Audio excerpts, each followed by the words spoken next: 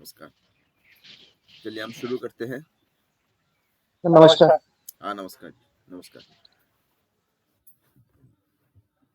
देखिए, जो ये केपी एस्ट्रोलॉजी का जो कोर्स है,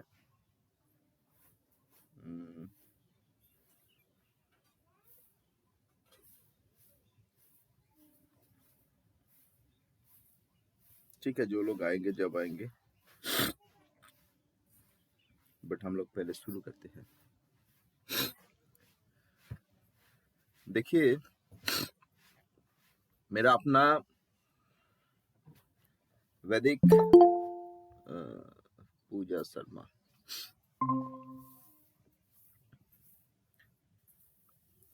नमस्ते जी। हमारा जो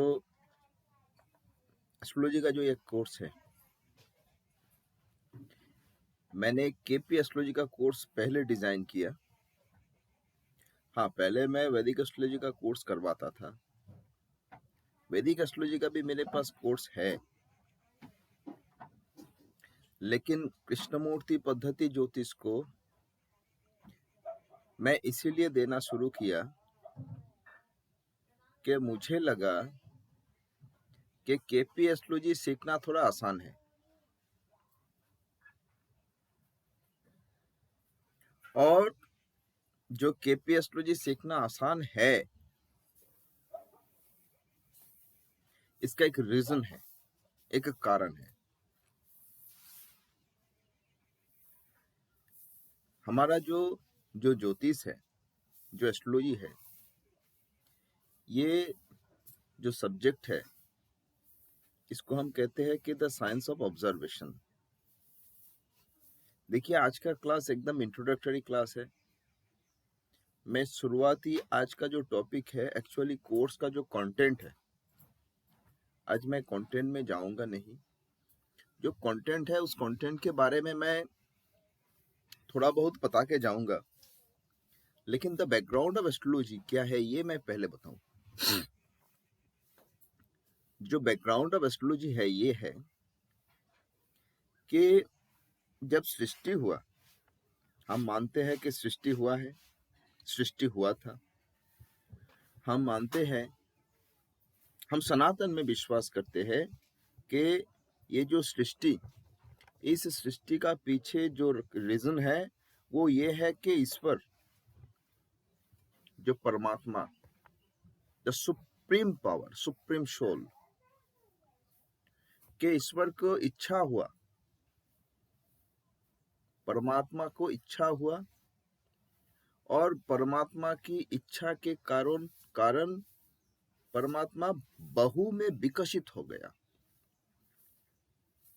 he is one, only one, एकदम एक। और परमात्मा का इच्छा हुआ, परमात्मा बहु में, मैनी, विकसित हुआ। और जब ये परमात्मा बहु में विकसित हुआ तो बहु आत्मा का सृष्टि हुआ। अब उस आत्मा का जर्नी स्टार्ट हुआ। उस आत्मा का जर्नी शुरू हुआ। और हमारे पौराणिक कथाएं क्या कहते हैं कि भगवान विष्णु जोग निद्रा में लीन थे, फिर उसके नाभि कमल से ब्रह्मा जी का सृष्टि हुआ। फिर ब्रह्मा जी जो है वो सृष्टि करता, वो सृष्टि का रचना किया।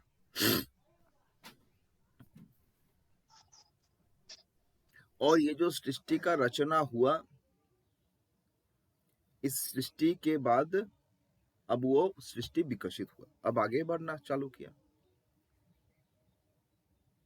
सृष्टि के पीछे जो व्हाट इज द रीजन, एक एक्सपेरिमेंट हुआ था, बिग बैंग एक्सपेरिमेंट, आप लोग जानते होंगे। और ये सब प्राचीन सब जो साइंटिस्टों ने रिसर्च करके ये करके कहा कि there was a black hole. Black hole क्या है?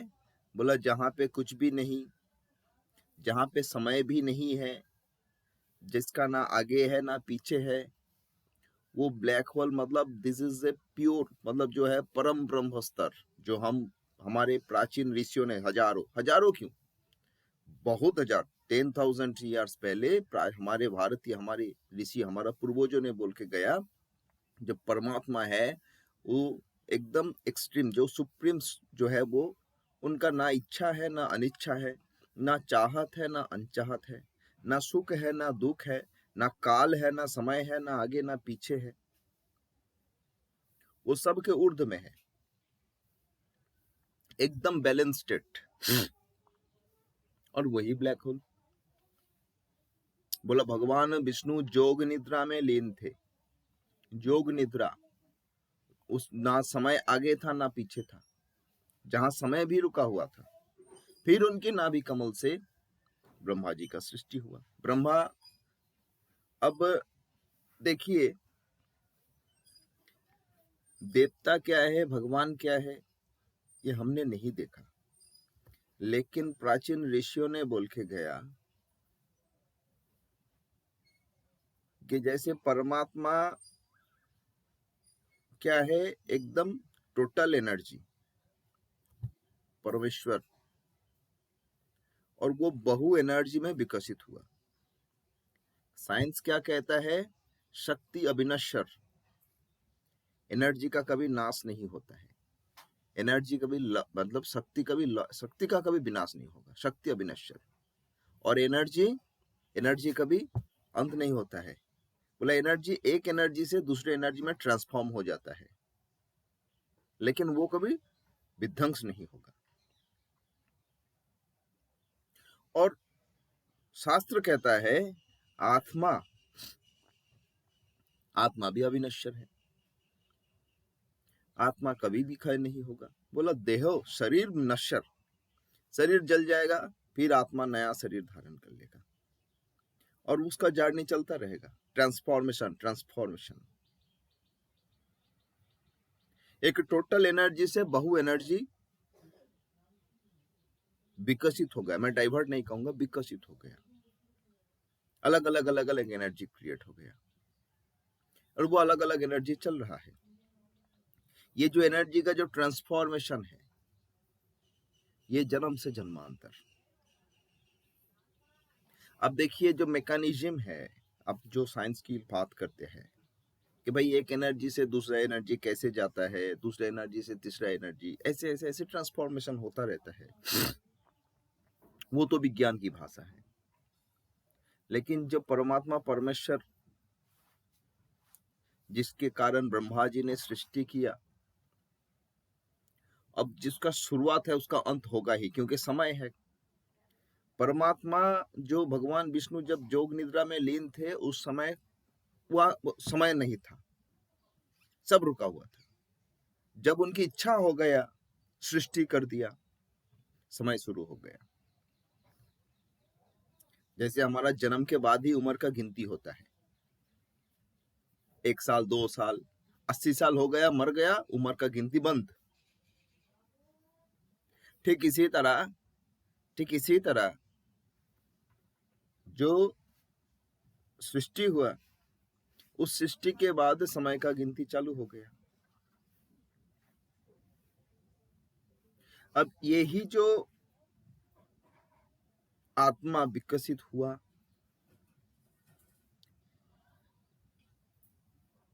ये विकसित होने के कारण परमात्मा परमेश्वर का इच्छा हुआ था, विकसित हो गया।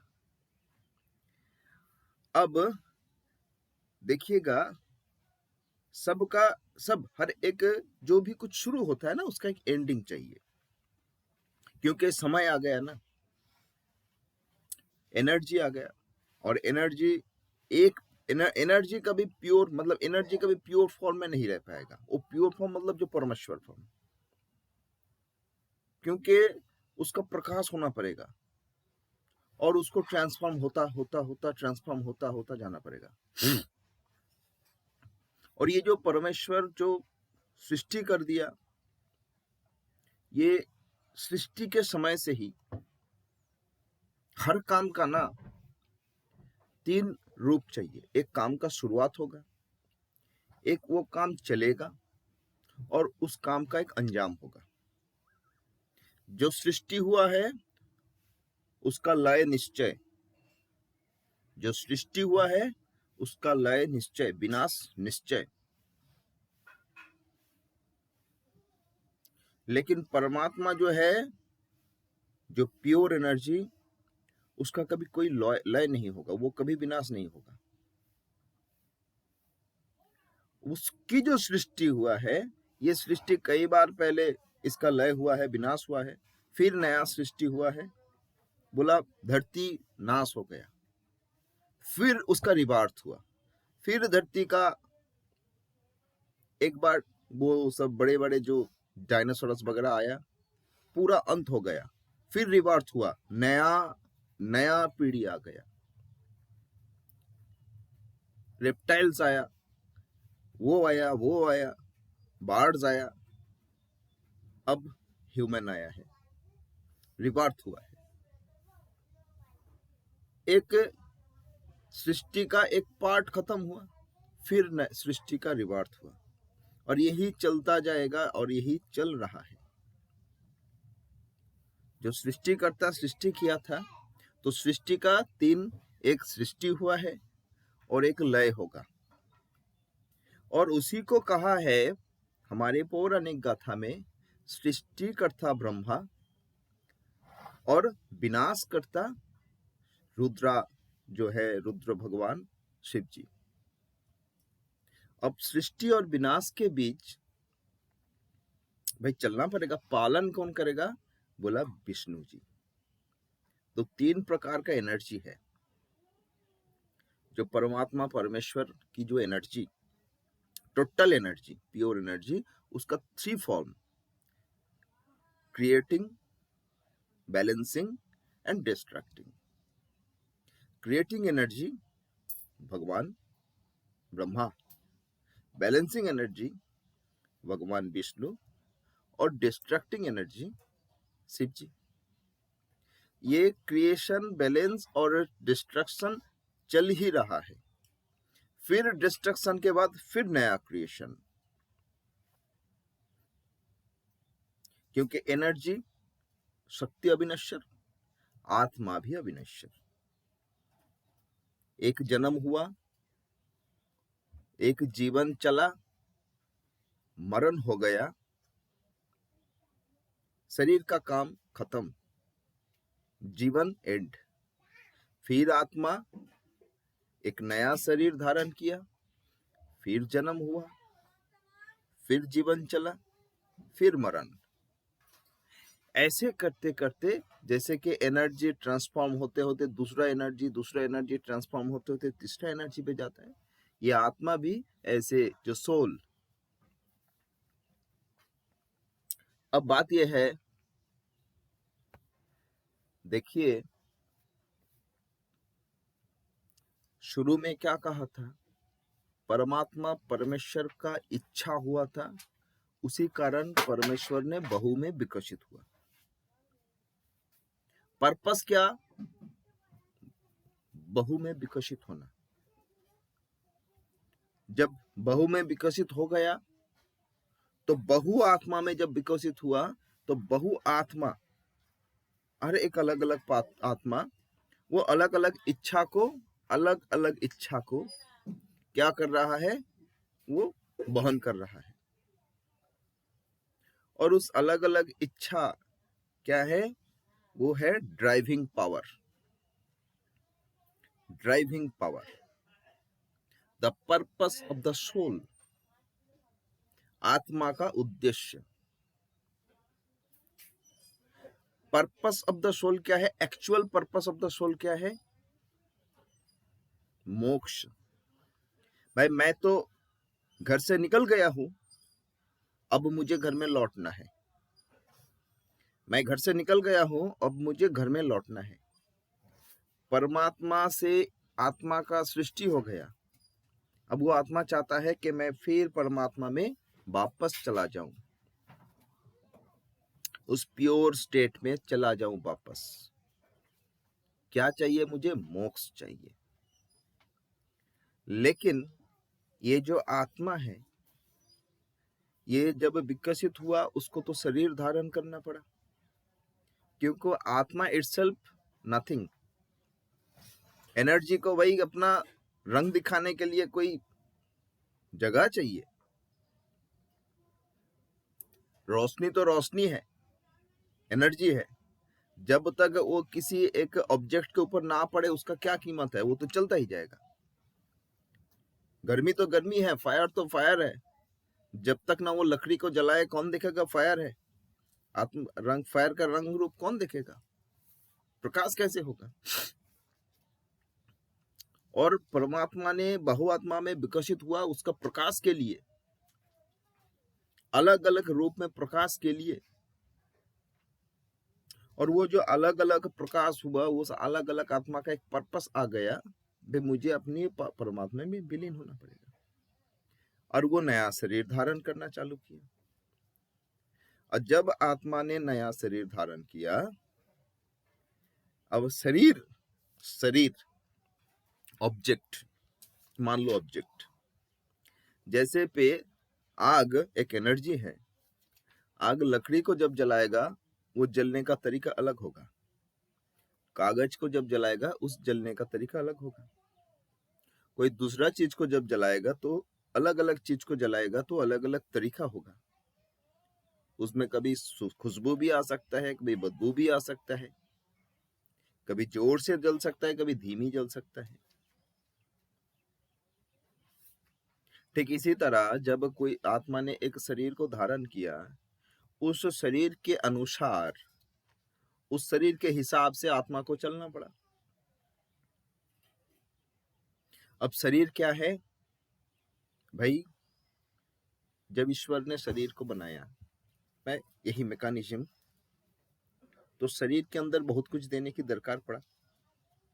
प्रकाश होगा भाई, तो जग दुनिया में जिसका प्रकाश होगा, जग दुनिया जो धरती है, जो एनवायरनमेंट है, उसका भी एक अलग हिसाब है। उस हिसाब से उस शरीर को चलना पड़ेगा। जैसे बाइबल का जो गाथा है, ये ईश्वर ने आदम और ईव को सृष्टि किया, उसको अपना बगिया में रहने को दिया, बोला मौज करो, आनंद करो, खुश रहो। तो पहला इंसान बड़ा आनंद में थे, बड़ा मौज में थे। लेकिन जब उनके अंदर इच्छा आ गया, चाहे वो ईश्वर की ही खेल, चाहे जो भी हो, तब उसका नया नया इच्छा चालू हुआ। और इच्छा क्या है? ईश्वर ने फ्री विल सबके अंदर दे दिया।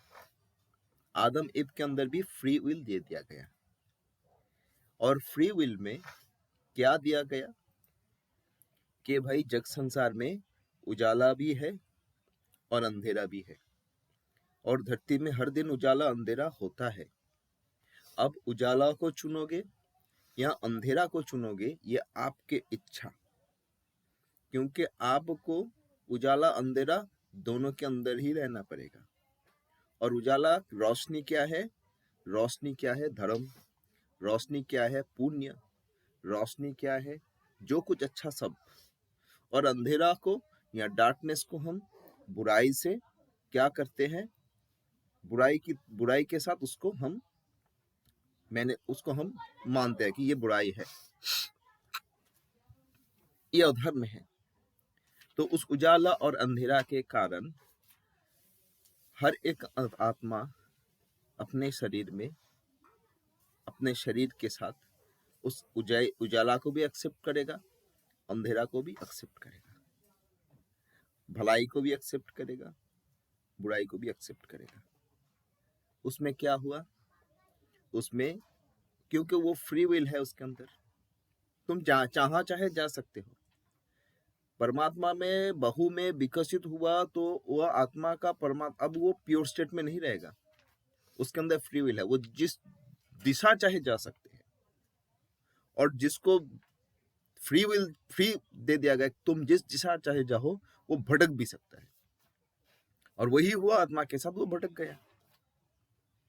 फ्री विल के कारण उसके सामने उजाला अंधेरा दो ही है, क्योंकि उसको जग संसार में आना पड़ा। उसके अंदर भाई विवेक है, विवेचना है, प्रज्ञा है, ज्ञान है, बुद्धि है, जो जो अच्छा गुण है सब गुण उसके अंदर है। उसके अंदर काम, क्रोध, लोभ, मोह, मोह, मात्सर्य, जो जो बुराई गुण है, सरोरिपु, सब कुछ है। क्योंकि सृष्टि का नियम है भाई बैलेंसिंग। जैसे अच्छाई और बुराई समान, दिवा और रात्रि समान, उजाला अंधेरा समान है, 50-50। हर इंसान के अंदर अच्छा बुरा समान है। अच्छाई को कहता है दैवी, बुराई को कहता है अशूरी, शूर और अशूर।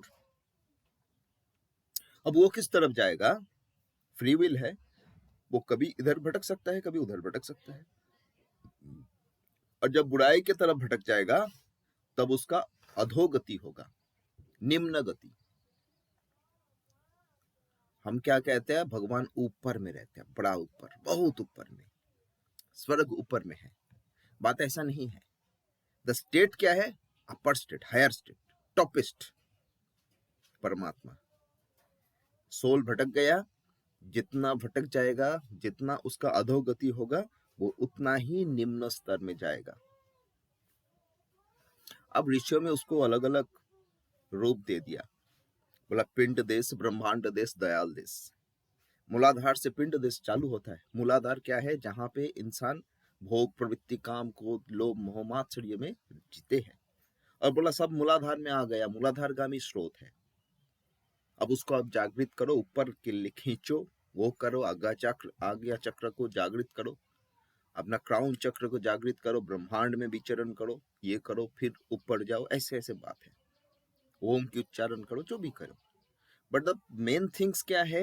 क्योंकि वो सोल भटक गया है, क्योंकि वो आत्मा शरीर धारण करने के कारण वो अपनी जो जीवन जो है, वो अपना जो समय काल है, वो भटक के निम्न अधोगति के कारण नीचे की स्तर में पहुंच गया। अब उसको लौटना, घर वापसी, मोक्ष प्राप्त होना, फिर परमात्मा में जाके विलीन होना टफ हो गया। और जब नीचे आ गया तब उसका जीवन की आत्मा, उस आत्मा का जो, जैसे कि भटक गया कोई इंसान या भटक गया कोई, उसको घर लौटना बड़ा मुश्किल होता है। तो ये भी, इसका भी मुश्किल हो गया आत्मा को। और इस मुश्किल के कारण ढूंढते हुए, भाई मैं तो भटक गया हूं, मैं किधर जाऊं, कितना मैं भटक गया हूं, इसको ढूंढते हुए प्राचीन काल में ऋषियों ने बोला भाई कैसे भटका, क्यों भटका, किधर भटका, ये हम थोड़ा समझने की प्रयास करेंगे। और जब समझने की प्रयास किया, जब उस अंदर में झांक लिया, बोला अब हमें ना ईश्वर की आंख में देखना पड़ेगा, लाइक गॉड, कि भाई किधर भटके, क्यों भटके, अब वो कौन सा स्टेट में है। ईश्वर की आंख, ईश्वर की रोशनी, मतलब ज्योति ऑफ ईश, ईश की ज्योति, ज्योतिष पैदा हुआ इस सब्जेक्ट का। भाई इधर भटक गया है, अभी इस स्टेट में है, दिस इज ज्योतिष। एक जीवंत इंसान की जीवन किस दिशा पे चल रहा है, किस राह पे चल रहा है। देखो जीवन का मतलब क्या है?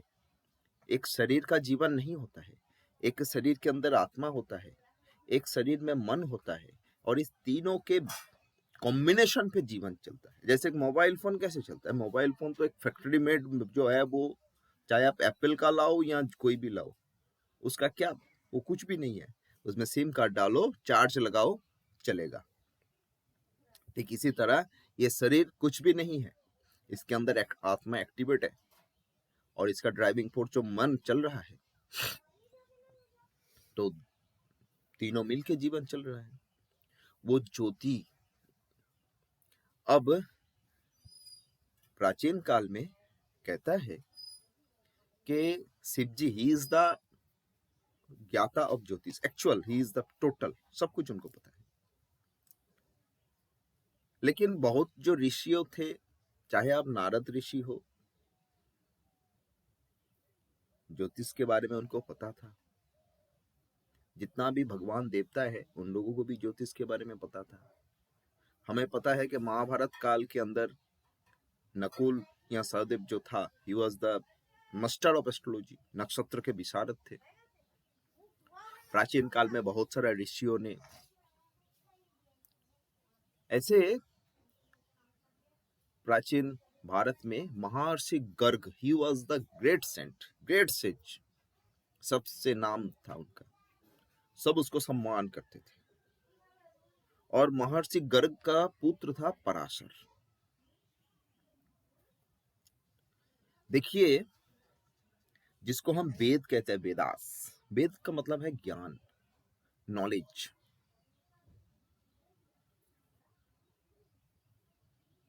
और इस वेद का 4 पार्ट है, ऋक, साम, यजुर, अथर्व। सीधा बात, प्राचीन काल में जो ज्ञान की कार्रवाई चलता था, जो ज्ञान था, नॉलेज को उन्होंने 4 पार्ट में बांटा था, ऋग्वेद, सामवेद, यजुर्वेद और अथर्ववेद। पूरा नॉलेज को, पूरा ज्ञान को, टोटल नॉलेज को। और फिर ऋग, हर एक वेद का 6 अंग था, 6 लिम्स ऑफ वेदास। क्या था 6 अंग? जैसे हमारा शरीर में एक एक अलग अंग होता है, आंख है, नाक है, तो वो जो वेदास का मतलब ज्ञान का हर एक पार्ट का जो 6 अंग है, उसमें काव्य था, छंद था, जो भी था, बट उसमें ज्योतिष भी था। 6 अंग का एक अंग है। जैसे हमारा आंख होता है, तो वेद का एक अंग है ज्योतिष, जिसको कहता है आई ऑफ वेदास, उसलिए कहता है ज्योतिषांग वेदानंद चक्षु। ज्योतिषांग वेदानंद चक्षु, ज्योतिष वेद की आंख होता है। और जैसे हर एक धारणा में हमारा एक प्रिलिमिनरी स्टेट होता है, फिर उसके बाद हायर स्टेट होता है, जिसको हम कहते हैं हायर लर्निंग। तो वेद का भी प्राथमिक जो स्तर था वो तो था, लेकिन वेद का जो उच्च स्तर, हायर, ऊपर मतलब हायर लेवल का जो स्तर ज्ञान, उसमें ज्योतिष को ऐड किया गया। बोला this is the higher learning, उच्च स्तरीय विद्या। शुरू में सिखाया नहीं जाएगा। प्राचीन काल में शुरू में गुरुकुल में या आश्रम में, ऋषियों के आश्रम में जो भी लोग पढ़ने के लिए जाते थे, शुरू में उसको एस्ट्रोलॉजी नहीं दिया जाता था। पहले ये पढ़ो, वो पढ़ो, काव्य पढ़ो, छंदो पढ़ो, वो पढ़ो, मंत्र पढ़ो, तंत्र पढ़ो, जो भी जो था। बट ज्योतिष का आपको नॉलेज सेकेंडरी स्टेज में दिया जाएगा, जब आप थोड़ा पक जाओगे। इसीलिए इट इज हायर लर्निंग आज। तो ये जो उच्च स्तरीय शिक्षा या उच्च स्तरीय विद्या, हायर लर्निंग जो है ज्योतिष, इसमें उस समय प्राचीन काल में भारत में ऋषियों का आश्रम था। जितना भी नॉलेज का चर्चा, ज्ञान का चर्चा, हर एक अलग अलग, पूरा भारत भूमि में अलग अलग जगह पे अलग अलग ऋषियों के आश्रम थे। और अलग अलग ऋषियों के आश्रम में अलग अलग ऋषियों ने अपनी अपनी जो स्टूडेंट था, उन सबों को लेके रिसर्च करते थे नॉलेज के ऊपर। भाई ये नॉलेज, ये नॉलेज, ये नॉलेज, और उनका अपना अपना ऑब्जर्वेशन था। और उस ऑब्जर्वेशन के ऊपर उन लोगों का अपना अपना जो है प्रैक्टिकल जो है वो चलता था। पूरा का प्रैक्टिकल चलता था, बट थ्योरी के बाद प्रैक्टिकल होता था। और ऑब्जर्वेशन जो भी चलता था, पूरा विद्या ऑब्जर्वेशन के ऊपर था। तो जो अलग अलग ऋषियों के आश्रम में, बहुत आश्रम, वहां पे जितना भी ऑब्जर्वेशन थे, सब अलग ऑब्जर्वेशन, क्योंकि अलग अलग लोग अलग अलग रिसर्च कर रहे हैं, तो उनका अलग अलग ऑब्जर्वेशन है।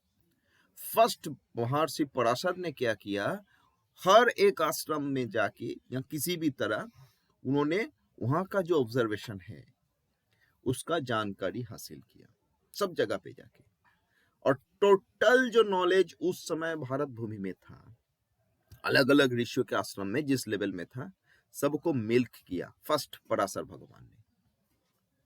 उसलिए हम कहते हैं ही इज द फादर, नहीं गॉड फादर ऑफ एस्ट्रोलॉजी।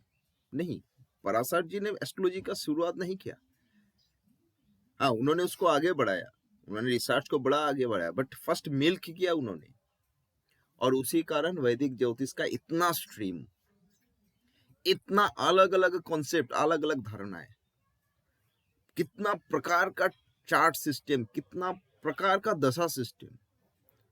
क्या एक ऋषियों ने हर प्रकार की दशा सिस्टम के ऊपर काम किया था? कोई बोलता है 120 साल की दशा सिस्टम, कोई बोलता है 108 साल की दशा, कोई बोलता है 116 साल की दशा, वाई 160 इयर्स का भी दशा है। जिन ऋषियों ने देखा, ऑब्जर्व किया कि भाई लोगों का एवरेज आयु 108 इयर्स, उन्होंने देखा, उनका ऑब्जर्वेशन है 108 इयर्स, तो उन्होंने बोला अष्टोत्तरी दशा के ऊपर हम काम करेंगे, उसका भी अलग अलग सिस्टम बना दिया। कुछ ने देखा, बोला नहीं, हमने तो देखा भाई मैक्सिमम एवरेज जो आयु उम्र होता है 120 इयर्स, तो उन्होंने विंशोत्तरी दशा के ऊपर काम किया। अलग अलग सिस्टम। कुछ लोगों ने, कुछ ऋषियों ने बोला नहीं, मैं तो चार्ट देखूंगा, बृहस्पति से शुरू करूंगा चार्ट देखना, मुझे मिलता है भाई, और उसके ऊपर उन्होंने रिसर्च किया, उनके ऊपर ऑब्जर्व किया। कोई बोलता है हम चंद्र से देखना चालू करेंगे, कोई बोलता है हम सूर्य से देखना चालू करेंगे, कोई बोलता है हम लग्ना से देखना चालू करेंगे। तो अलग अलग ऋषियों का अलग अलग ऑब्जर्वेशन आ गया। पराशर जी ने सभी को एक इकट्ठा किया, BHPS, बृहद पराशर होरासा सारा, हम कहते हैं ना, सब कुछ है उसके अंदर, यही है। लेकिन वो जो अलग अलग स्ट्रीम थे, वो उसके रिसर्च, क्योंकि एक इंसान एक जीवन में, कितना जीवन है, 80 साल 90 साल, एक जीवन में अलग अलग जो रिसर्च है सबको हासिल नहीं कर पाएगा और सबके ऊपर काम नहीं कर पाएगा। उसीलिए कुछ लोग वैदिक ज्योतिष में चला गया, फिर जैमिनी जी आया, उनका ही पीढ़ी में, पराशर जी का ही अपना वंश में जैमिनी जी आया, उन्होंने उसको और आगे बढ़ाया, उन्होंने अंश कला का सिस्टम ला दिया, डिग्री सिस्टम ला दिया। उन्होंने आज जो डिग्री सिस्टम है, अलग अलग मत आया, और हर एक लोग अलग अलग के ऊपर, कोई आप देखो आज को करता है भृगु नंदी नाड़ी, कोई करता है सूर्य नाड़ी, कोई करता है चंद्रकला नाड़ी, कोई करता है विष्णु भाव नाड़ी, कोई चर दशा के ऊपर काम करता है, कोई योगिनी दशा के ऊपर काम करता है, कोई जैमिनी एस्ट्रोलॉजी करता है, कोई ताजिक मत में काम करता है। आज तो लाल किताब आ गया, बहुत लोग लाल किताब के ऊपर बड़ा काम करता है। क्या है भाई, वही द साइंस ऑफ ऑब्जर्वेशन, अलग अलग ऋषियों ने अलग अलग नजरिया से देखा था,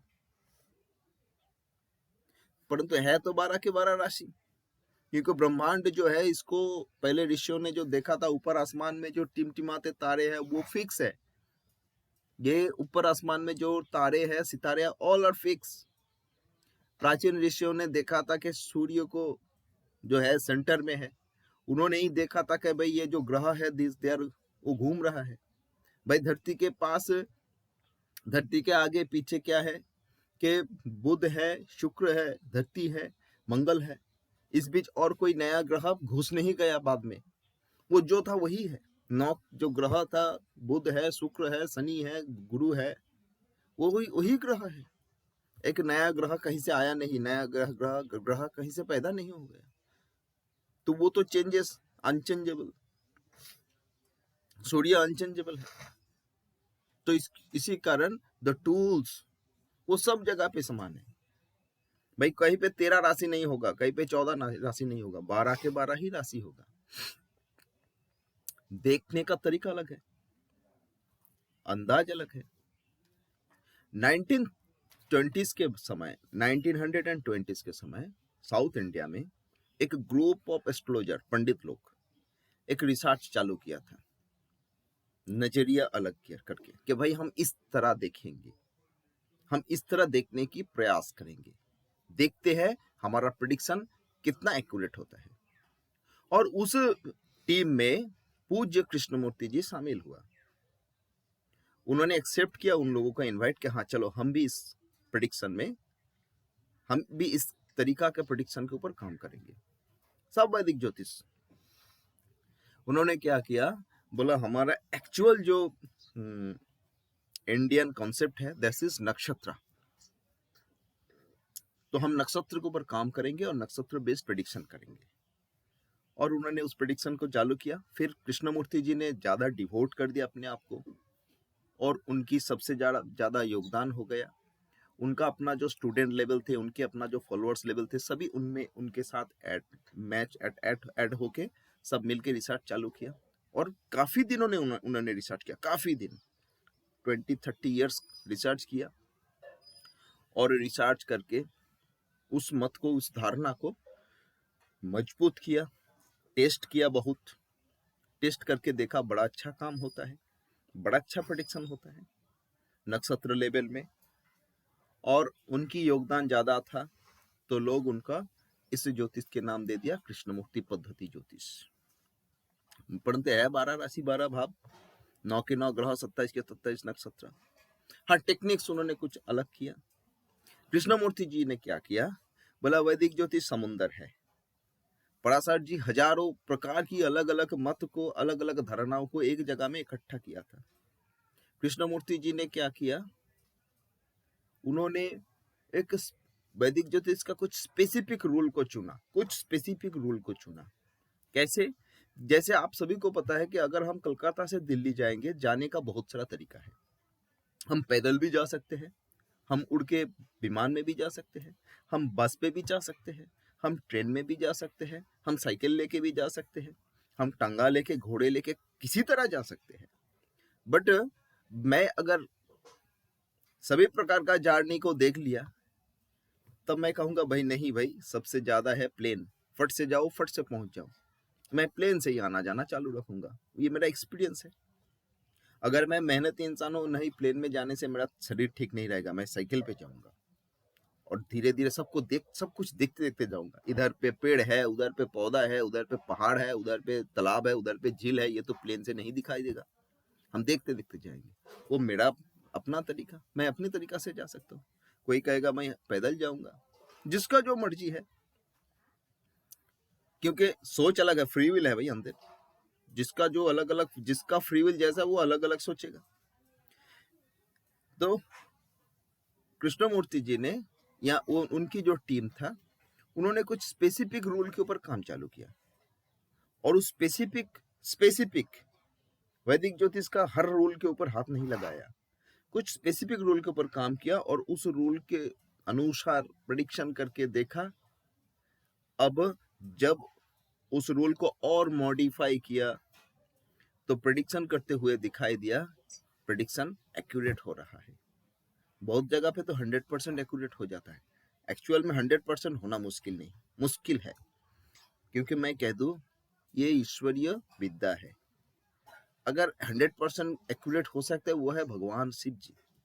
हम इंसान है भाई, हम सभी के अंदर फ्री विल है। हम सब तो भटके हुए लोग हैं, हम सब भटके हुए आत्मा है।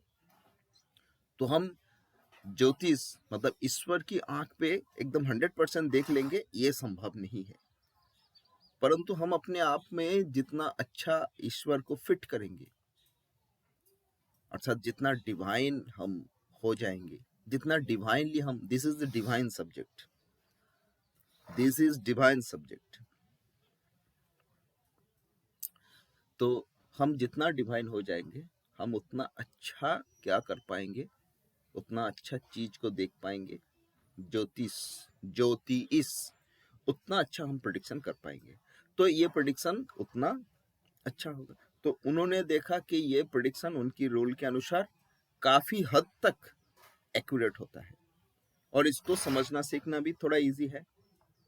तो इस रूल को आगे बढ़ाया।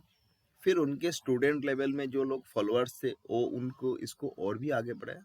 लेकिन हम इस कोर्स में प्योर फॉर्म ऑफ केपी, जो पूज्य कृष्णमूर्ति जी जहाँ पे छोड़ा था, हम उसी के ऊपर बातचीत करेंगे, उसी रूलों के ऊपर। कृष्णमूर्ति जी का दिया हुआ जो रूल है, उस रूल को मेरा चेंज करने का ताकत नहीं है। मुझे अपना गुरुजी से मिला है, क्योंकि I am from direct lineage of Krishnamurti ji. Krishnamurti ji का स्टूडेंट हूँ मैं, स्टूडेंट हूँ मैं। आप लोग भी इसी तरह हो, तो हमें डायरेक्ट जो है वो मिलेगा। उनका जो मैगजीन है, आर्थ सिस्टम मैगजीन में उन्होंने अपना रिसर्च पेपर निकले थे, 6 रीडर है उनकी एक्चुअल जो फॉर्म है। तो इसके ऊपर हमारा बातचीत होगा। लेकिन मैं फिर कहता हूँ, 12 राशि, 12 भाव, 9 ग्रह और 27 नक्षत्र। हाँ, टेक्निक्स कुछ अलग है, चार्ट देखने का तरीका कुछ अलग है। वैदिक ज्योतिष में बहुत सारा जो कठिनाई है, मैं कहता हूँ वैदिक ज्योतिष में जो बहुत सारा कठिनाई है, हम उस कठिनाई की तरफ जाएंगे नहीं, क्योंकि कृष्णमूर्ति जी ने चीज को एकदम एक स्पेसिफिक कर दिया।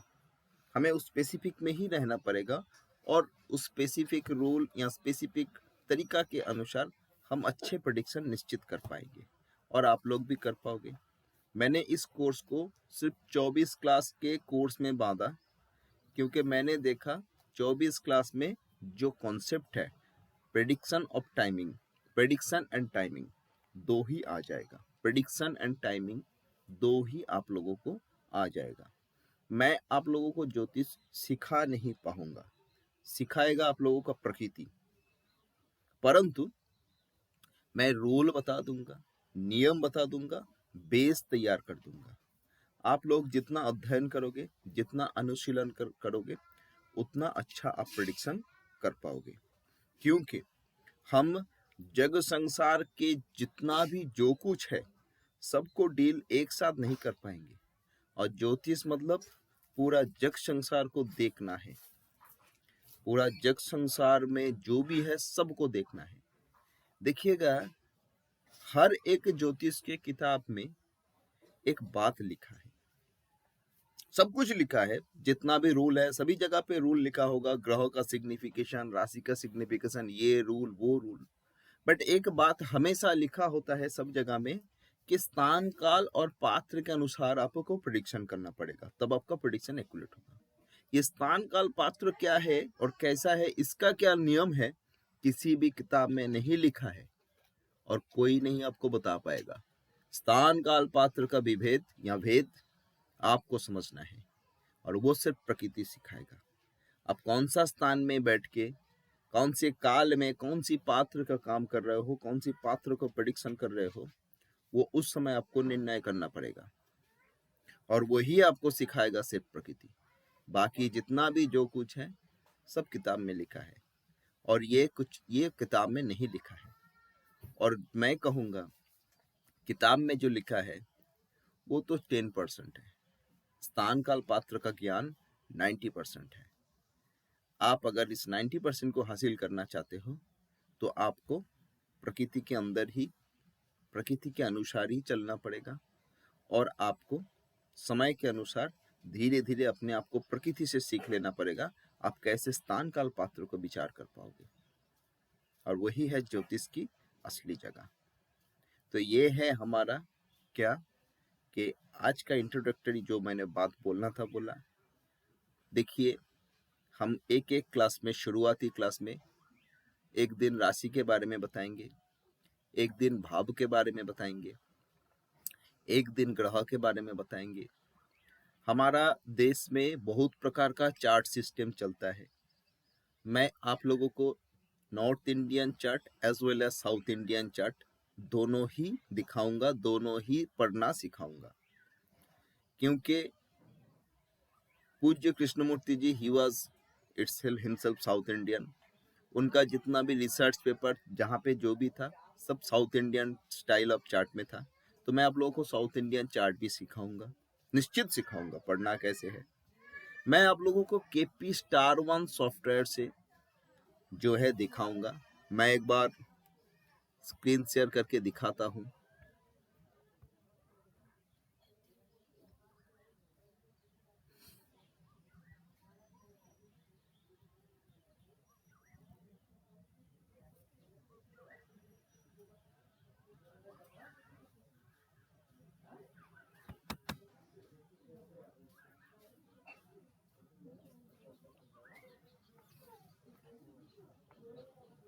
ये केपी स्टार वन सॉफ्टवेयर है।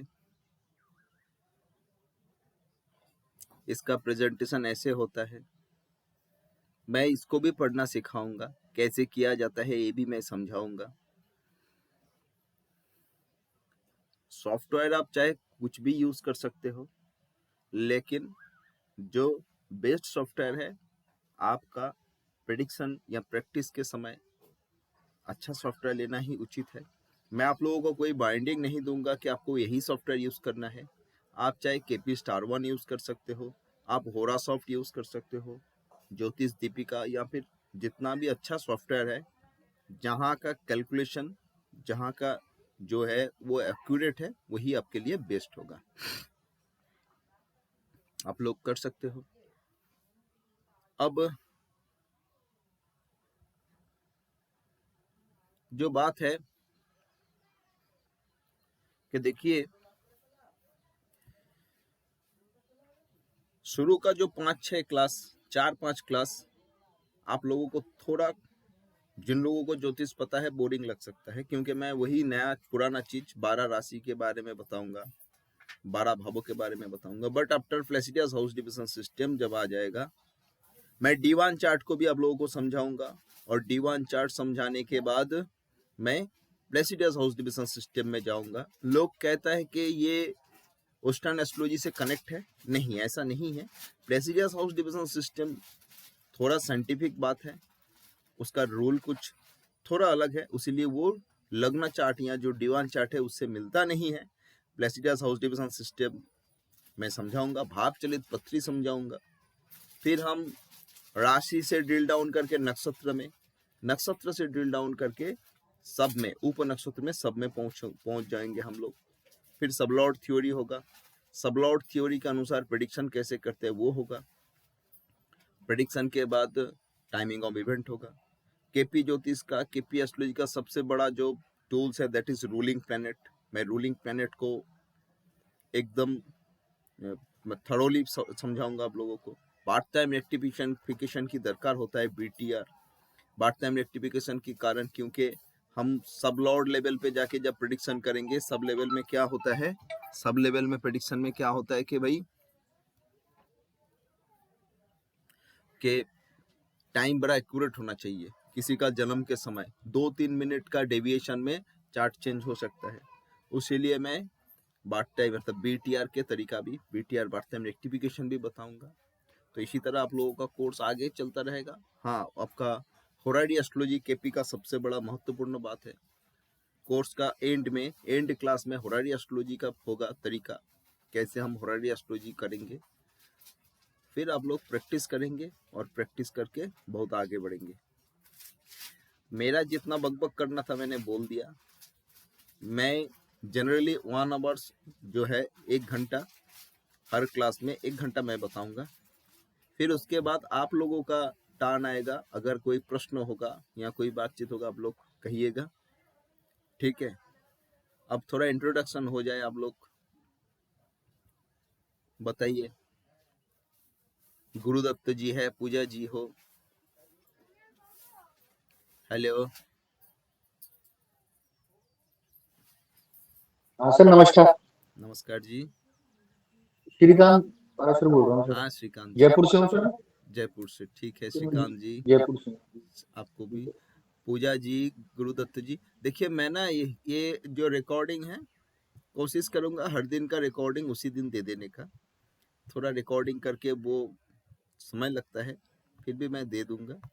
आप लोगों का जो ग्रुप मैंने पेड ग्रुप बनाया, उस पेड ग्रुप में आप सभी को मैंने हर दिन का जो क्लास का जो लिंक क्लास में ही, उस ग्रुप में ही दे दूंगा, रिकॉर्डिंग वहीं पे दे दूंगा, जो PDFs वगैरह है वहीं पे दे दूंगा। जो नोट्स की बात है, जिस दिन मैं कुछ लिखाऊंगा तो मैं आप लोगों को क्लास में डायरेक्ट लिखा दूंगा, या फिर मैं जो बोल दूंगा आप रिकॉर्डिंग देखते समय अपने भाषा में लिख लोगे, जो रूल दे दूंगा। तो ऐसे हमारा 24 क्लासेस 2 महीना फट से खत्म हो जाएगा और आप लोगों को केपी एस्ट्रोलॉजी आ जाएगा। अब बोलिए। हाय सर, मेरा नाम गुरुदत्त शर्मा है। गुरुदत्त जी बोलिए। मैं फरीदाबाद हरियाणा से हूँ, अरे फरीदाबाद हरियाणा से। अच्छा, और मैंने बीटेक मैकेनिकल पास आउट की है। अरे मैं कुरुक्षेत्र यूनिवर्सिटी से पास आउट हूँ। उसके बाद 15 साल मैंने ऑटोमोटिव सेक्टर्स के अंदर काम किया। तो अब एस्ट्रोलॉजी सीखने की कोशिश की जा रही है कि करिए, एस्ट्रोलॉजी हो सीखी जाएगा, जाए। एकदम हो जाएगा, बड़ा इजी चीज है। आप बीटेक कर लिए हो तो ये आप निश्चित कर पाओगे, थैंक ये यू आप सर। निश्चित कर, ये इजीली कर पाओगे, आप हंसते खिलते तो ये कर लोगे। तो सर ये केपी स्टार सॉफ्टवेयर ले लिया जाए। देखिए केपी स्टार वन ले लीजिएगा तो अच्छा होगा। केपी स्टार वन पहले ना ये फ्री था, फ्री मतलब करीब 20-25 साल फ्री था। मैं शुरू में केपी स्टार वन के ऊपर ही काम करता था। अब हाल ही 2-3-4 साल हुआ है ये लोग अपने आप को पेड कर दिया। पेड मतलब इन लोगों का ईयरली एक लाइसेंस फीस देने की दरकार होता है। अच्छा, कितनी फीस देनी पड़ती है? लाइसेंस फी है 1500 रुपीज बस। ईयरली, ठीक है। और जो है आप लोग केपी स्टार वन जो है, केपी स्टार वन आप गूगल करोगे तो उनका साइट खुल जाएगा। केपी स्टार वन क्लासिक जो है आप लोगों को लेना है, जो वर्सन है मैं दिखाता हूँ आप लोगों को।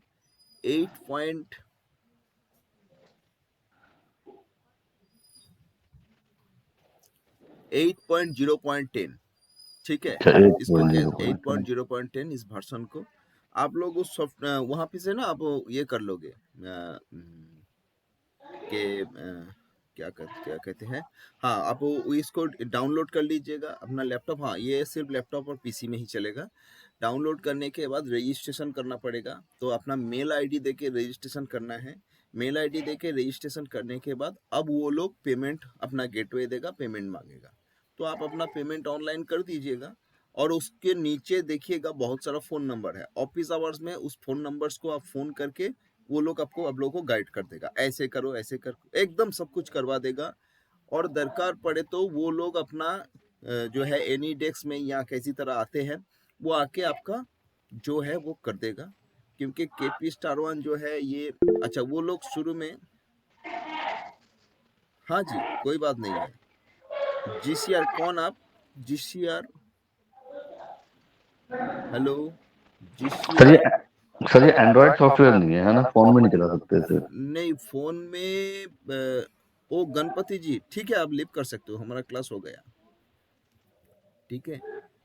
तो देखो फोन में क्या है, फोन में क्या है कि कोई अच्छा पेड सॉफ्टवेयर फोन में आता नहीं है। सर जैसे एक लियो स्टार है, मैंने एक क्लास वो तो अटेंड फ्री है। की। हाँ, लियो स्टार फ्री भी है, मगर उसको पेड पेड में भी देखते हैं तो 999 रुपीज लेता है वो 1 साल के, और उसमें उसमें कृष्ण मूर्ति पद्धति का है उसमें।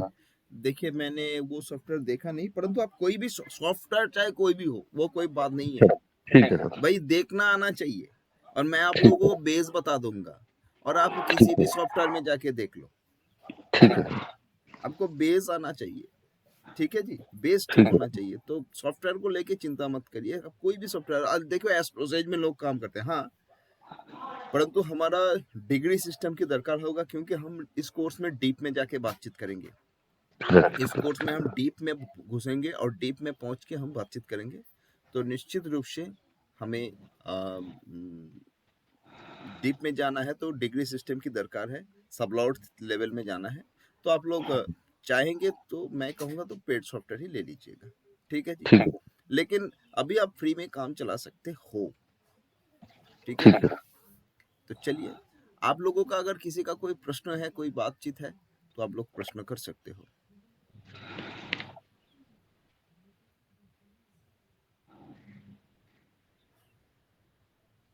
हाँ जी, कोई पूछताछ नहीं है, लेकिन पूछताछ जरूर करिएगा, तब क्लास में मजा आएगा। और देखो ये क्लास का स्टूडेंट और बढ़ जाएगा। अभी जो है शुरू मेरा यही होता है, क्लास चालू हुआ तो धीरे धीरे और लोग बहुत जुट जाता है। तो जितना लोग ज़्यादा होगा, प्रश्न उत्तर जितना अच्छा होगा, उतना क्लास का मजा आएगा। नहीं तो मैं बकबक करके चला जाऊंगा, आप लोग सुन के चले जाइएगा, बस कोर्स खत्म हो जाएगा। जितना करेक्ट। इंटरेक्शंस होगा, जितना बातचीत होगा, जितना प्रश्न होगा, देखो ना जितना प्रश्न होगा मेरे पास, मैं तो एक कोर्स को डिजाइन किया, मैं ये बता के निकल जाऊंगा। अब जब लोग आप लोग अंदर से थोड़ा टोका लगाओगे ये क्या है वो क्या है, तब इधर उधर से बहुत सारा चीज आएगा। जितना भी है मेरा, जितना भी दिमाग में जो कुछ है, अब मैं बोलता जाऊंगा। और जो ना बोलने वाला जो चीज था कि ये नहीं है कोर्स के अंदर, ऐसा भी बहुत कुछ बोलते जाऊंगा। जब तक ना टोकिएगा तब तक होगा नहीं, but with in course syllabus के अंदर रहिएगा, देखिएगा, ठीक है जी। तो आज हम यहीं पे समाप्त करें, है ना जी। यस। चलिए, तो आज यहीं पे समाप्त करते हैं। सबको मेरा नमस्कार। धन्यवाद सर।